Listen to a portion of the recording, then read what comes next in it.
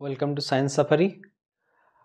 তো আমরা এতক্ষণ যে বোরের স্বীকার্য এবং বোরের স্বীকার্য থেকে ডি ব্রগলির যে থিওরি বা ডি ব্রগলির থিওরির সাথে বোরের স্বীকার্যের সম্পর্ক সেটা আমরা প্রতিষ্ঠা করেছি। এরপর দেখব যে একটা ইলেকট্রন যখন একটা নিউক্লিয়াসের চারিদিকে ঘুরছে, সেই নিউক্লিয়াসের সেই কক্ষপথের ব্যাসার্ধ কী হয়, এটা আমরা বোরের তত্ত্ব অনুযায়ী পড়ব। তাহলে আমরা বলে নিচ্ছি যে এটা হচ্ছে বোর রেডিয়াস বা বোর ব্যাসার্ধ। কেন বোর ব্যাসার্ধ বলছি? কেন? যেহেতু আমরা পুরো ব্যাপারটাই বোরের স্বীকার্য থেকে নিয়ে আসছে জিনিসটা সেরকম। তো আমরা প্রথমে ধরে নিচ্ছি একটা নিউক্লিয়াস রয়েছে যার মধ্যে প্রোটন সংখ্যা জেড, তাহলে টোটাল নিউক্লিয়াসটার চার্জ হবে হচ্ছে জেড ই। এর চারিদিকে একটা ইলেকট্রন আবর্তন করছে, ইলেকট্রনটা আবর্তন করছে এদিকে, তাহলে এর চার্জ ই। এবং ইলেকট্রনটা এর কেন্দ্রে একটা বল অনুভব করছে, যেটাকে আমরা অভিকেন্দ্র বল বলি কেন্দ্রের দিকে, আর কেন্দ্রের বাইরের দিকে অপকেন্দ্র বল। তো এই বলটা হচ্ছে এই দিকে, অপকেন্দ্র বলটা। ইলেকট্রনটার গতিবেগ হচ্ছে ভি এই সাইড দিয়ে, এবং এটা হচ্ছে আমাদের দূরত্ব আর, দূরত্ব বলতে ব্যাসার্ধ, যেটা আমরা আর বলে জানছি। এরপর আমরা যদি এই অভিকেন্দ্র বলটাকে লিখি, তাহলে সেটা হচ্ছে F1 is equal to mvn square by rn square. vn মানে হচ্ছে nতম কক্ষপথের ব্যাসার্ধ, আর rn হচ্ছে nতম কক্ষপথ, vn হচ্ছে nতম কক্ষপথে ইলেকট্রনের বেগ, এবং rn হচ্ছে nতম কক্ষপথের ব্যাসার্ধ। আবার একইভাবে যে এদের মধ্যে স্থির তড়িৎ আকর্ষণ বল, স্থির তড়িৎ আকর্ষণ বল কুলম্ব ফোর্স যেটা বলবো, 1/4πε0 Z E square by R N square. এটা আমাদের 1 নম্বর সমীকরণ, এটা আমাদের 2 নম্বর সমীকরণ। তো এটা হচ্ছে সেই অপকেন্দ্র বল।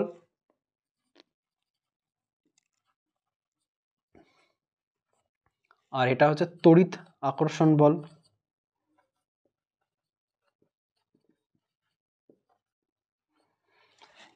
এই তড়িৎ আকর্ষণ বলটাই ওই অপকেন্দ্র বল যোগান দিচ্ছে, তার জন্য ইলেকট্রনটা চারিদিকে গোল গোল করে ঘুরতে পারছে। তো আমরা এখান থেকে লিখতে পারি 1 নম্বর আর 2 নম্বর সমীকরণ থেকে যে M V N square by R, sorry এটা অপকেন্দ্র বল হয় M V square by R, R N is equals to 1/4πε0 Z square by R N square.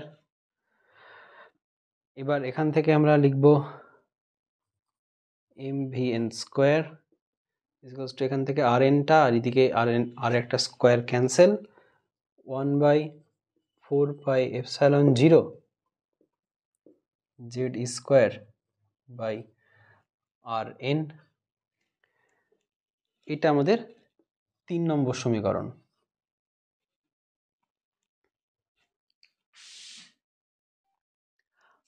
আবার আমরা বলতে পারি যে বোরের তত্ত্ব থেকে যেটা আমরা পাই আর কি,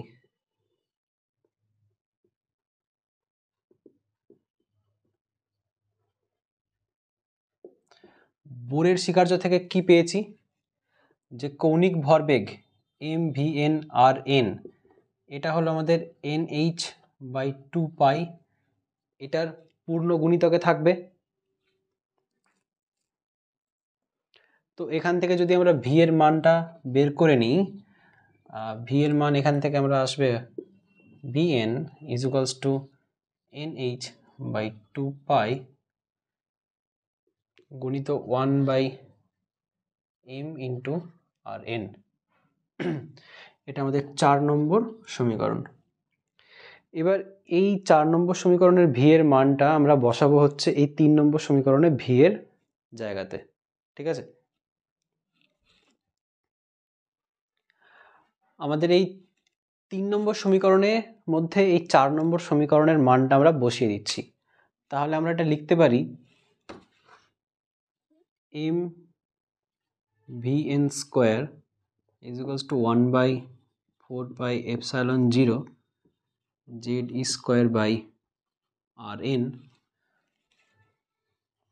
বা m ইন্টু এটা টোটালটা স্কোয়ার হবে vn স্কোয়ারের জায়গাতে n square h square by 4 pi square into 1 by m square rn square is equals to 1 by 4 pi epsilon 0 z square by rn। এবার দুই দিকে একটু কাটাকুটি হবে, এখান থেকে m এখান থেকে m, এখানে rn এর একটা, এটা rn। আমাদের উদ্দেশ্য হচ্ছে rn বার করব, বোর রেডিয়াস বার করব। তো rnটাকে আমাদের একদিকে নিয়ে আসতে হবে, এটা 4 4 একটা পাই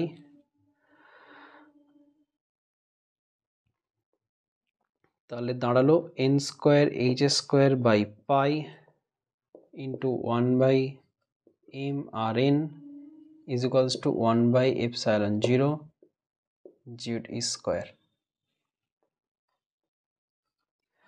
বা rn is equals to n square h square by pi m epsilon 0 নিচে z স্কোয়ার। এই হচ্ছে আমাদের rn এর সমীকরণটা দাঁড়ালো। এবার এটাকে যদি আমরা একটু গুছিয়ে লিখি, মানে হচ্ছে এরকম rn is equal to epsilon 0 n square h square by pi m z e square। তো এই ইকুয়েশনটাই হলো আমাদের বোর রেডিয়াস, এটাকে আমরা বোর ব্যাসার্ধ বলে জানি। এটা হচ্ছে আমাদের বোর ব্যাসার্ধ। এবার এখানের মজার জিনিস কি দেখব, এখানে এপসাইলন 0 মানে পাই এম জেড এইচ ই এই সবগুলো ভ্যালু হচ্ছে কনস্ট্যান্ট, কেননা কোনো একটা মৌলের ক্ষেত্রে জেডটা মানে পরমাণু ক্রমাঙ্ক, ভেতরে যতগুলো প্রোটন থাকবে সেই নাম্বারটা কনস্ট্যান্ট থাকবে, তার ভর মানে ইলেকট্রনের ভর সেটা কনস্ট্যান্ট, পায়ের ভ্যালু তো কনস্ট্যান্টই, ইলেকট্রনের চার্জও কনস্ট্যান্ট, এইচ হচ্ছে প্লাঙ্ক কনস্ট্যান্ট, আর এপসাইলন হচ্ছে চুম্বক ভেদ্যতা শূন্য মাধ্যমে, সেটাও কনস্ট্যান্ট। তাহলে পুরো ব্যাপারটাকে যদি আমরা লিখি, তাহলে এখান থেকে আমরা এটা অনায়াসে লিখতে পারি যে R N is proportional to N square, মানে কত নম্বর কক্ষপথ সেই তার স্কোয়ারের সাথে ব্যাসার্ধটা সমানুপাতিক। ঠিক আছে, পুরো যে এই টার্মটা দাঁড়াচ্ছে এটা পুরোটা কনস্ট্যান্ট হয়ে যাচ্ছে, এটা পুরোটা কনস্ট্যান্ট। তাহলে R N is proportional to N square, যে যত নম্বর কক্ষপথ সে তত নম্বর কক্ষপথের সাথে ওটা সমানুপাতি। এবার যদি আমরা ব্যাপারটা একটা হাইড্রোজেন পরমাণুর ক্ষেত্রে ধরি, হাইড্রোজেন পরমাণু কেন, হাইড্রোজেন পরমাণু সব থেকে সিম্পল একটা পরমাণু যার একটা মাত্র ইলেকট্রন রয়েছে। সেই হাইড্রোজেন পরমাণুর ক্ষেত্রে যদি আমরা কে এল এম এন এই চারটে কক্ষপথের ব্যাসার্ধ হিসেব করি, তাহলে প্রথম কক্ষপথ কে কক্ষপথের জন্য আর এন মানে হচ্ছে আর ওয়ান, এটা আসবে ইজ প্রপোর্শনাল টু হবে 1 স্কোয়ার মানে 1। এল কক্ষপথ আর এন মানে হচ্ছে আর টু, এটা হচ্ছে 2 স্কোয়ার মানে 4। এম মানে R three proportional to 3 square 9। N মানে R four is proportional to 4 square মানে হচ্ছে 16। তাহলে হাইড্রোজেন পরমাণুর জন্য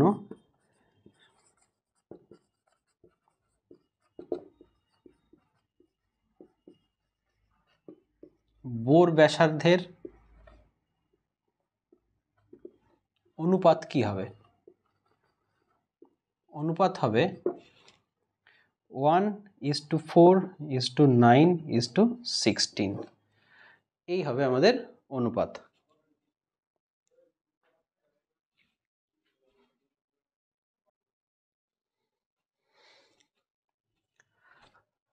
এইবার আমরা যেটা ক্যালকুলেট করব বা যেটা শিখবো সেটা হচ্ছে বোর রেডিয়াসে ইলেকট্রনের যে গতিবেগ ভেলোসিটি সেটা কত। তাহলে ভেলোসিটিকে আমরা vn দিয়ে লিখছি।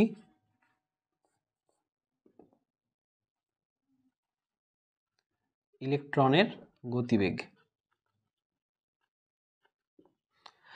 আচ্ছা, এই ইলেকট্রনের গতিবেগ মানে যত নম্বর কক্ষপথে থাকবে তার উপর ডিপেন্ড করবে, 1 নম্বর। তারপর আরও অনেক কিছু জিনিসের উপর এই জিনিসটা ডিপেন্ড, ভেলোসিটিটা ডিপেন্ড করবে। যেমন ধরো কতগুলো ইলেকট্রন আছে, ঠিক আছে, বা কতগুলো প্রোটন আছে।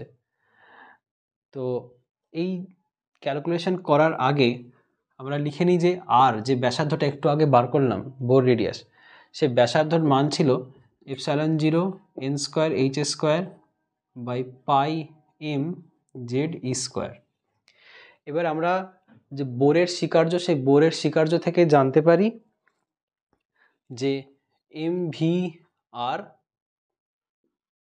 is equals to nh/2π, তাই তো?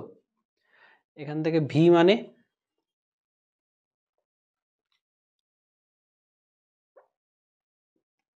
nh/2π আর n, আর mটাও যদি এদিকে নিয়ে যাই m, এই rn এর বদলে এই বোর রেডিয়াসের মানটা আমরা বসাবো এখানে। তাহলে এটা দাঁড়াবে হচ্ছে nh/2πm ইন্টু πmz²/ε0 n²h²। এই ভ্যালুটা যদি আমরা একটু সিম্পলিফাই করে নিই তাহলে পাই cancel, m cancel, nh cancel, v is equals to z²/2ε0 nh। তো এটা হচ্ছে আমাদের বোর রেডিয়াসে ইলেকট্রনের velocity. velocity of electron at Bohr radius বা nতম রেডিয়াস, nতম অরবিট, nতম কক্ষপথে ইলেকট্রনের গতিবেগ। তো মজার ব্যাপার কি দেখো, একটা মৌলের জন্য জেড বা পরমাণু ক্রমাঙ্ক number of proton fixed, E স্কোয়ারও ফিক্সড মানে কনস্ট্যান্ট, 2ε0h এটাও তো কনস্ট্যান্ট। তার মানে টোটাল যে এই যে ভ্যালুটা দাঁড়াচ্ছে, এই টোটাল ভ্যালুটা হচ্ছে কনস্ট্যান্ট। তাহলে আমরা এখান থেকে লিখতে পারি যে vn is proportional to 1/n, যেটা আমরা রেডিয়াসের ক্ষেত্রে লিখেছিলাম যে rn is proportional two 1/n², সেটাই হয়ে গেল ভেলোসিটির ক্ষেত্রে velocity is proportional to 1/n। এবার একইভাবে যদি আমরা হাইড্রোজেন পরমাণুর ক্ষেত্রে কল্পনা করি জিনিসটা, হাইড্রোজেন পরমাণুর জন্য k l m n এই চারটে কক্ষপথে ইলেকট্রনের ভেলোসিটির অনুপাত কি হবে? হাইড্রোজেন পরমাণু কেন? হাইড্রোজেন পরমাণু এই কারণেই, কেন হাইড্রোজেন পরমাণুর একদম বাইরের কক্ষে একটাই ইলেকট্রন থাকে, সেই জন্য আমাদের ক্যালকুলেশনের সুবিধে হয়। তো তার জন্য হাইড্রোজেন পরমাণুটা আমরা ধরে নেব। তো আমরা যদি একদম প্রথম কক্ষপথের কথা চিন্তা করি, যে হাইড্রোজেন পরমাণুর যদি কে কক্ষপথের কথা আমরা চিন্তা করি, তাহলে আমরা লিখতে পারি যে velocity vn is equals two, আমাদের ইকুয়েশনটা ছিল ze²/ε0 2ε0 nh। তো for first orbit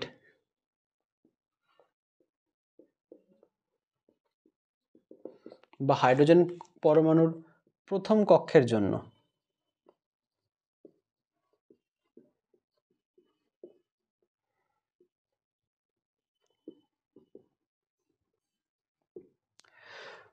n is equals to 1, তাহলে V1 is equals to, আচ্ছা জেড হাইড্রোজেন পরমাণুর জেড কি হবে? হাইড্রোজেন পরমাণুর জেড 1 হবে, তাহলে আমরা জেড লিখছি না, E square by 2 epsilon 0 into H. এটা হচ্ছে হাইড্রোজেন পরমাণুর প্রথম কক্ষের গতিবেগ, ইলেকট্রনের গতিবেগ। তাহলে এটা যদি আমাদের Vn হয়, Vn আমরা লিখতে পারি যে V1 বাই n এখান থেকে, তাই না? হাইড্রোজেন পরমাণু যেহেতু জেড অলওয়েজ 1, তার জন্য এটা V1 বাই n আমরা অনায়াসে লিখতে পাচ্ছি। তো আমরা যদি এবার গতিবেগের অনুপাতগুলো করি তাহলে দেখব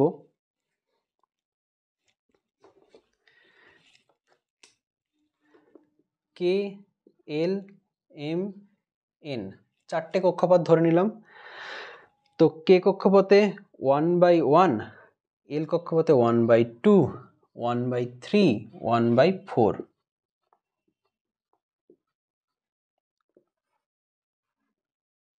এটা হচ্ছে হাইড্রোজেন পরমাণুর এনতম কক্ষপথে বা কে এল এম এন কক্ষপথের যে ভেলোসিটি, ইলেকট্রনের ভেলোসিটি, সেই ভেলোসিটির অনুপাত। তো এখানে মনে রাখার দুটোই জিনিস, যে R N is proportional to 1/n square এবং Vn is proportional to 1/n। এই দুটো ফর্মুলা আমাদের খুব ইম্পর্টেন্ট যে কোনো রকম অঙ্ক করার জন্য। তো হাইড্রোজেন পরমাণুর বোর রেডিয়াস এবং বোর ভেলোসিটি আমরা নির্ণয় করলাম। এরপরে দেখব এনতম কক্ষপথে কোনো একটা ইলেকট্রনের গতিশক্তি, স্থিতিশক্তি বা মোট শক্তি কীরকম হয়, সেটা আমরা দেখব পরের ভিডিওতে। Thank you.